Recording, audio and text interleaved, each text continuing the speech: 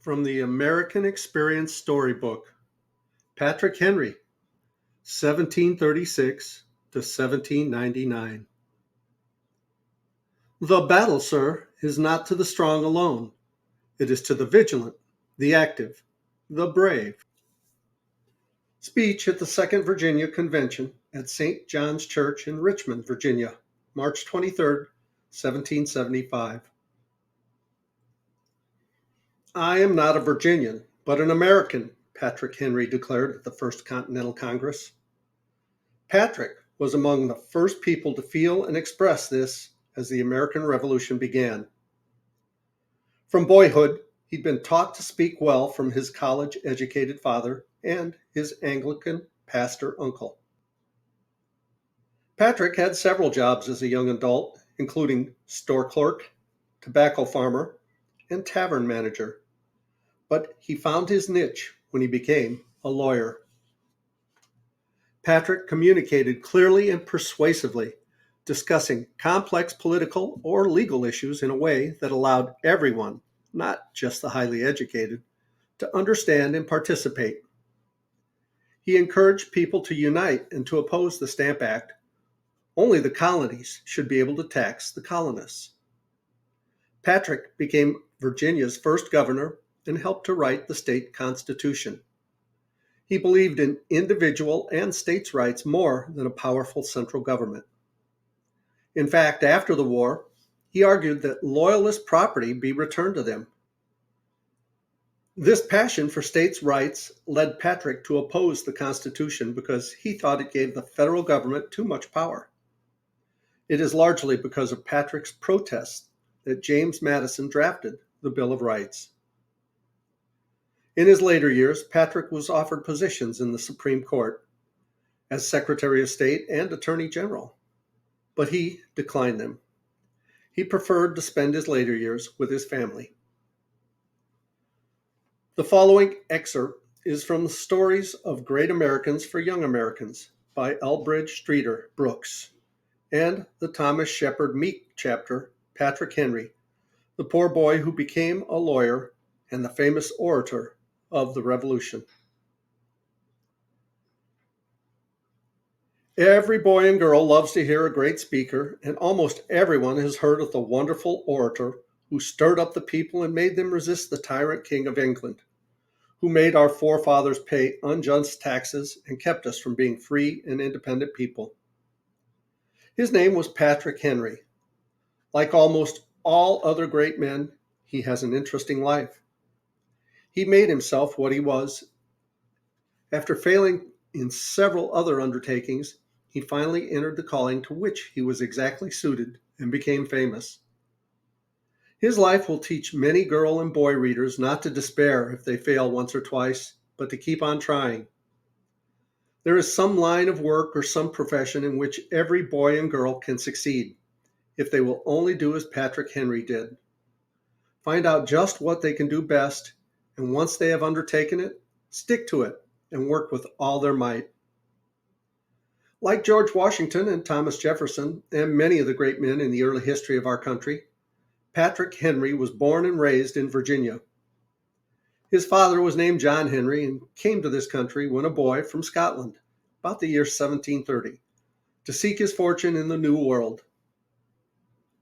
He got acquainted with the governor's family, and the governor introduced him to a Colonel Syme, who commanded the soldiers in Virginia. John Henry became a great friend of Colonel Syme and his wife. Mr. Henry also had a good education, and he was very useful to the governor in the colony. After a while, he wrote back to his brother Patrick in Scotland, who was a minister of the Church of England, and invited him to come to this country. Soon the Reverend Patrick Henry arrived. He was a smart man and quite an orator, and was made the preacher of St. Paul's Parish in Hanover, Virginia. It was for this good man that Patrick Henry, our great orator, was afterwards named. Colonel Syme, who commanded the Virginia soldiers, died, and his good friend John Henry was made colonel in his stead. After a little while, he married Mrs. Syme, the widow of this former friend, and they had two sons. The older one they named William, after the brother of Mrs. Henry, and the younger boy was named Patrick, after his father's brother, whom we've just told you about. The two boys, William and Patrick, grew up together, and until Patrick was 10 years old, he and his brother William went to school in the neighborhood, where they learned to read and write and studied arithmetic. About this time, their father opened a grammar school in his own house, and the boys attended this school, where they studied Latin and also a little Greek. Patrick was, however, more fond of arithmetic and algebra and geometry. In fact, he disliked to study anything else, and if we must tell you the plain truth, he was very lazy about studying anything and got out of all the lessons he could without telling stories or being dishonorable. Like George Washington, he always told the truth and is said never to have done a dishonorable thing in his life. But when it came to play, Patrick was different. He loved to play ball, to go swimming, and to go hunting. So fond was he of the woods that sometimes when the school hour arrived, Patrick was far away in the forest with his gun and his dog, or along the banks of the brook with his angle rod, although it is said he seldom brought home any fish. When school was out, as soon as he got his breakfast in the morning, he was away to the woods, where he would spend whole days together for weeks at a time, seeming to grow more fond of the deep and lonely stillness of the vast forest, which covered almost the entire country at that time. He preferred rather to go alone than with the other boys and join in the jolly fox chase of a rabbit hunt, as boys do now and as boys did then. It is true that he often started off with them, but after a little while, they would find out that Patrick was not among them. Sometimes they would follow him, and then they would nearly always find him lying alone by some rippling brook, where he seemed to be delighted with the music of the waters, or he would be flat on his back, looking up into the blue sky. They naturally thought that he was too lazy to run about with them, but often when they slipped up on him, they would hear words in measured tones of oratory coming from his lips. He always seemed much ashamed when they caught him talking to himself, as they called it, and he was too modest to tell them what he was really doing. It was found out in later life that he was thinking of the beauties of nature, studying about the strange things in the woods and streams and sky, and making to himself pretty speeches about them or about people. Thus we see in early life how his mind was inclined and how he was naturally training himself. There were at that time a great many deer in Virginia, and it was sport to hunt them with dogs. One part of the men and the boys who went out to hunt would go on what they called the drive. That is, they would take the dogs and go into a part of the forest and march straight through. If the dogs jumped a deer, it would run off in the other direction. The hunters followed, the dogs barking and the men hallooing with all their might, and the poor frightened deer would speed away in the other direction, as fast as its nimble legs would carry it. The other part of the men were called the standers. They would go a mile or two ahead where they expected to start the deer and stand in the little forest paths along which the animals passed to and fro in the forest. When the frightened deer came bounding along the pathways, the standers would shoot it down. When the deer was killed, the lucky hunter would blow his horn with all his might, and all the hunters would come together, and they would have a great jubilee. They had a fashion, when a young man first killed a deer, to take the blood of the animal and literally smear him all over with it. And it is said that Patrick, although he was a constant hunter, was a good deal larger and older boy when he got his first smearing than a majority of his companions in the neighborhood. Patrick was very fond of deer hunting, but he never went on the drive. He always took one of the stands and was not at all choice about which stand they gave him, for it seems he would much rather remain along with his thoughts than to be the heroic hunter who should bring down the deer. In fact, he frequently failed to answer the call of the lucky hunter who bagged the game and was absent at the jollification around the slain animal. This was a breach of politeness on the part of the hunter, which his companions were very slow to forgive. We must not conclude, however, that Patrick did not like society. On the contrary, he was very fond of it, but his enjoyments were of a peculiar cast.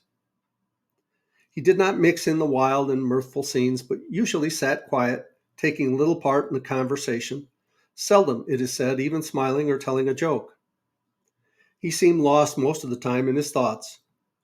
For this reason, people used to think he did not know what was going on, but they found out their mistake when they asked him about it, for he was able to repeat every word of the conversation better than any of the others could do it.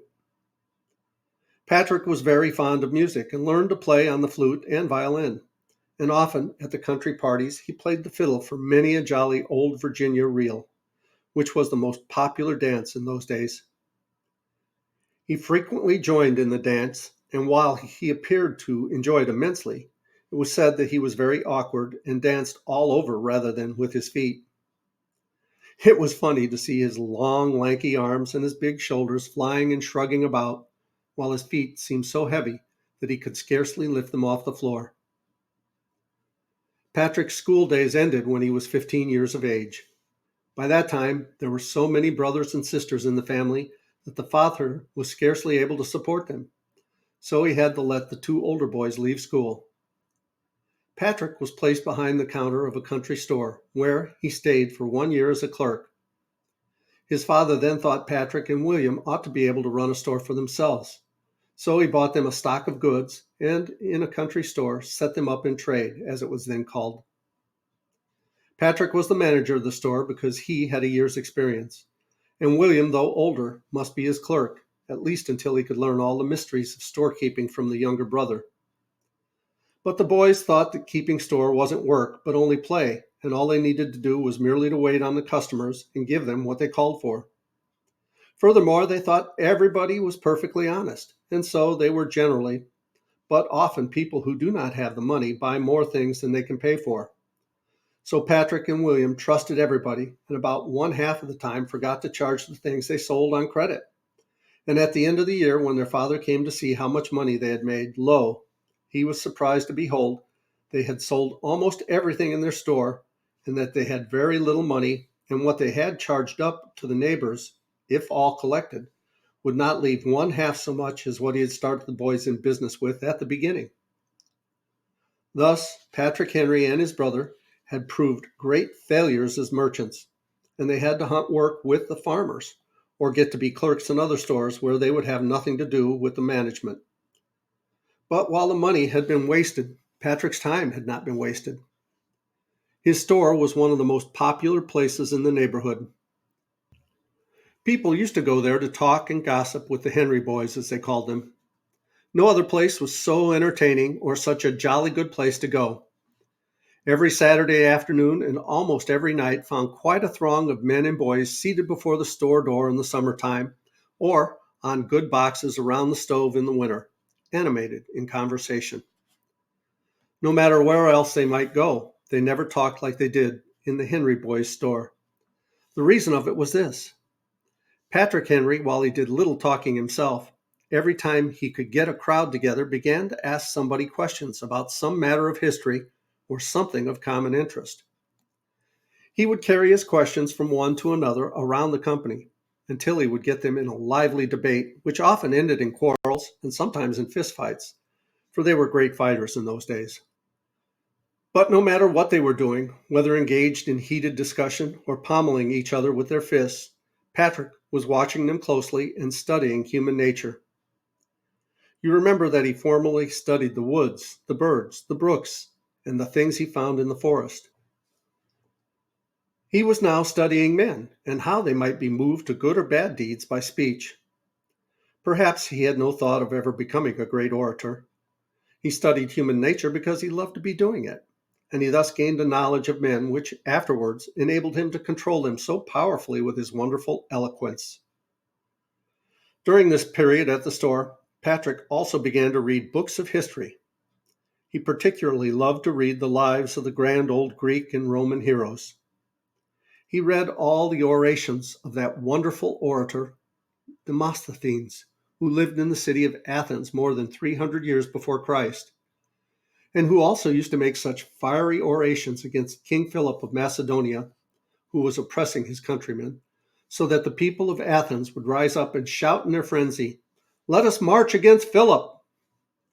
He read also the beautiful speeches of Cicero, the silver-tongued orator of the Romans, whose voice was so melodious, words so well chosen, and sentences so beautifully put together that it was like listening to sweet, enchanted music to hear him speak. Frequently, when customers came into the store, they heard Patrick in the back room repeating some of these master orations, and they used to pause in the doorway before asking for the goods they wanted and listen for a few minutes to the beautiful expressions he gave them. Thus, it will be seen how he prepared himself to speak as forcefully as Demosthenes, yet as musically and beautifully as Cicero. Let not any of my young readers think that this time was wasted. Not so. It was very profitably spent. It is not what we learn in school so much as the private training we give ourselves, which makes us great in any cause. We've spoken above of Patrick Henry's playing the violin and flute at the country parties. Like all true-hearted and manly boys, he liked the girls and was fonder of being with them than in the society of the men, for he was always pure-minded and never given to telling vulgar stories, nor did he enjoy listening to them from others. At one of the parties he attended, when he was about 17 years of age, he met and fell in love with the farmer's daughter, and when he was only 18 years old, did a very foolish thing, which we would not advise any of our young readers to imitate. What did he do, did you ask? Why, at this early age, he got married, without any money himself, and his wife's father was so poor he could not help her. What do you think of an 18-year-old boy with a wife? But before we blame Patrick Henry too much, we must remember that in those days, people got married earlier than they do now. In the South, many of the young men married at the age of 18 or 19 years, and the girls from 15 to 17.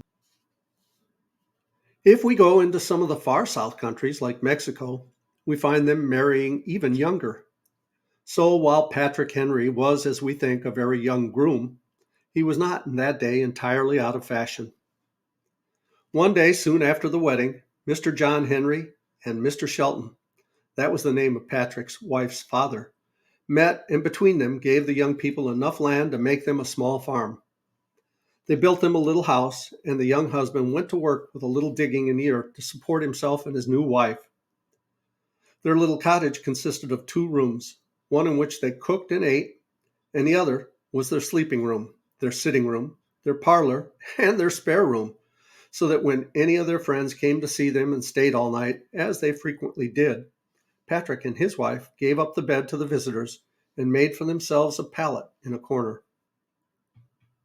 This, you must remember, was not as poor a home as Abraham Lincoln had when he was a boy, but a poorer one than he had when he started his married life. Many a day you might have seen Patrick, then a young husband, not yet 19 years of age, plowing among the stumps in his new ground, as he called it, cleared up in front of his cabin, with his happy girl wife busy inside the house or feeding the chickens about the door. It was too bad that the first year the crop on Patrick's farm was a failure. He did not make enough to keep them alive and in the poorest kind of clothes. He proved himself to be a poor farmer, as he had been a merchant, for at the end of the year he came out in debt. He and his wife talked the matter over, and it was decided that they should get out of the debt by selling their little farm and all they had, and he should take the remainder of the money and go again into business as a merchant. He no doubt flattered himself that he would be able to profit by his past experience and make a success. The farm was sold and the store was opened. His old friends came again. He had no trouble to get customers, but he was too good-hearted to press anybody for money, and he occupied so much time in playing his violin and flute for the pleasure of those who came to his store to buy, and got up so many debates, and his customers had such a good time generally, that at the end of 2 years he was worse off than before and had to give up the store. Thus, before he was more than 23 years of age, he had failed twice as a merchant, once as a farmer, and altogether in everything else he had attempted to do except to make people like him and to learn more about human nature and the way to control and influence men. In this, he was wiser than anyone else about him. The little store being given up, he did such various jobs of work as he could get, and thus earned a poor support for his family. He had by this time also become a great reader, During his idle hours, he studied geography and history, learned all about the different countries, their rulers, and their manners and customs. He was said by everybody to be the best read man in the community. Often he had to go hungry or eat the very poorest and coarsest of food, but he was always cheerful and never despondent. "No use of crossing the bridge before we get to it," he used to say to his wife. "There's a good time coming by and by," was another of his favorite expressions, though there was little prospect at this time for any good times for Patrick Henry or his family. But it did come, as we shall see, and one of the best lessons which young people can learn from his life is that of cheerfulness and hopefulness. He was also always truthful and rigidly honest, as we have said before. He was also a man of very firm character. He could not be led into anything he thought was wrong, and he was a believer in God and a true Christian. Thus, he was able to be cheerful and hopeful under troubles which would cause many men to despair. Up to this time, he had never thought of becoming a lawyer, nor had any of his friends suggested it to him. He had not made a public speech, not even in a debating society, but he had read the history of the nations of the world. He had studied oratory for his own pleasure, and it suddenly dawned upon him that he might make a lawyer. When Patrick Henry was 24 years old, he set to work to read law. For 6 weeks or 2 months, he shut himself up with a few law books, and then he went before the board of examiners and asked them to see if he did not know enough to practice law. He told them how much he had read, and they laughed at him. But in talking with him, they found he knew so much about history and other things that a lawyer needed to know, that 2 of them gave him their consent to practice.